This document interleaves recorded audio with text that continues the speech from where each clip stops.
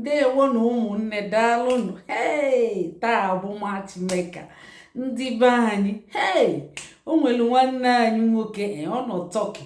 Ọ dị afọ 37. Ọ bụ onye Anambra, Orumba precisely. Chai!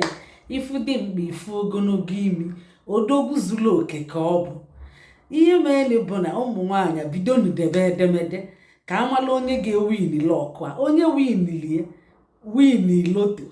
O nwere nọmbịa dị n'elu na-enye unu bido debeli edemede, unu dee edemede, unu bịa onye ebe unu bụ, unu gwa ya kọwali ya ihe niile, unu tụọli ya foto, ọ ya enyekwazi unu foto ya. Unu gụọ ihe niile a o delie na caption. Ọ bụ edemede ode, klik enyi unu luo, unu ga-afụ read more maọbụ see more. Ifu ebe dị read more, klik enyi ịgụkwa anya more, ị ga-afụ nọmba, ịkọpili ya, ibido debelie. Ke ndị ụmụ nwanne falugo ogo ịnụ di na nwunye, biko kpọọ na ụmụ nwaanyị ebe a. Ịmala onye ịma lugolo ogo ịnụ di na nwaanyị, kpọọ na ebe a.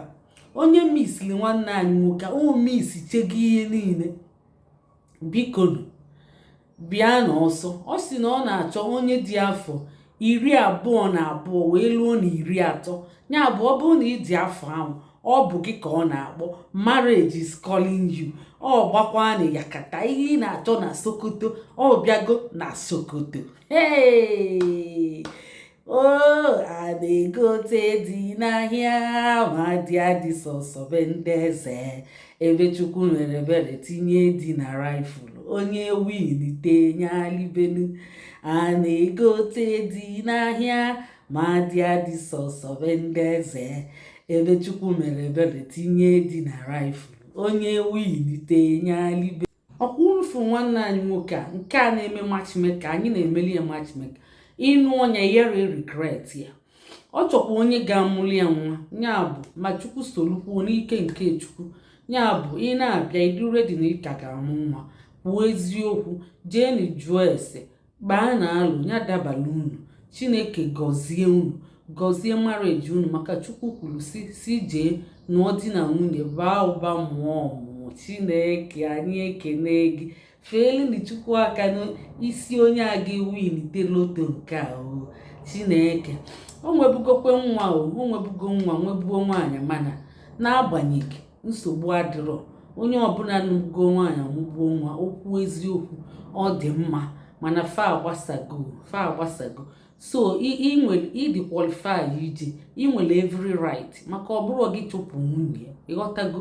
Ọ bụrụ gị chụpụ nwunye gị afụrụ, nwunye afụrụ gị mgbe ọ na-ebu ngwongwo ya na maọbụ mgbe fa gbasa adọka akwụkwọ. Mba, onye ọbụla nụbugo di na nwaanyị kwuo eziokwu, aka ga o nwekwa chance, o nwere opportunity. Ọ bụrụ ajọ mmadụ, ọ bụrụ onye gbasara na di na nwunye, onye ahụ abụrụ ajọ mmadụ. Ya bụ gụọ edemede, ọ masị gị gaa n'iru, maka o nwere ihe mmadụ ga-eme ada akọcha ihe afụrụ n'akwụkwọ na ime ọhịa dị ochi, akọcha anya chi ga-eji. Mana o nwere ihe ndị ụkọchukwu ga-afụ mmadụ mere, adọka akwụkwọ ya, asị gịnị, jee nụọ di ọzọ, gbakwa akwụkwọ, jee nụọ nwaanyị ọzọ, gbakwali akwụkwọ. Ya bụ ndị be anyị, unu emekwene na ọnụbugo nwaanyị, jee chọrọ akara aka gị, gaa n'iru. Ọfụrọ gị, nwunye ya fụrọ gị mgbe fa na-agbasa. Ya bụ ọ bụrụ gị chụpụrụ ya. Ya bụ ụmụnne, kedu onye ọ na-agalụ? Bidonu debe edemede, bidonu debeli edemede. Ndị nke ọzọ kpebe na ekpele, wish benifalọgụ. Ndị nwere ụmụ nwanne nwaanyị, kpọbanụfa, tagbanụfa ebe a. Ndị chọkwa ka emelifa n'ọdịnihu, unu kabarụ kwuo, unu deela anyị edemede na WhatsApp anyị na unu chọọ matchmaker. Ndị chọọ ka emelufa n'ọdịnihu. Ndị nke kịta bred abọtagokwelu unu, ọ bọtala unu. Ụmụ nwaanyị unu ka a na-akpọ, bịanụ debe edemede, kọpịlị nọmbịa, bido WhatsApp banye, chinye nye foto unu kọwalịa, ide isi na enwetara n'Igbo anyị abịa na onye ibu na onye ebe ibu, ịkọwachichalịa ihe ozugbo eme ngwa ngwa, emeghara ọdachi. Ị ka na-eme nwuchi onye ọzọ eti aka welu imene ka a na-ajụ gị oke ajụjụ. Dee nke ajụ gị, dee nke ajụrọ gị. ọfụ ozugbo ọ na-arọlụ gị ọrọlụ gị, ọ na-arọlụ gị ọrapụ gị ga-ewe esine gị oge, ma ọ bụ ije na-ewe esi oge, maka na mmadụ a elugo ogo nnu di na nwaanyị iwe esi na onye ahụ oge ịnọkọta na-ewe esi mmadụ oge kwuo eziokwu, maka isi asị oluo onwe mgbe ọ ga-eluo afụkwa asị isi na okwu esebe. Onye ọbụla behave ọfụma, inwere anya ukwu ada adịkwa mma.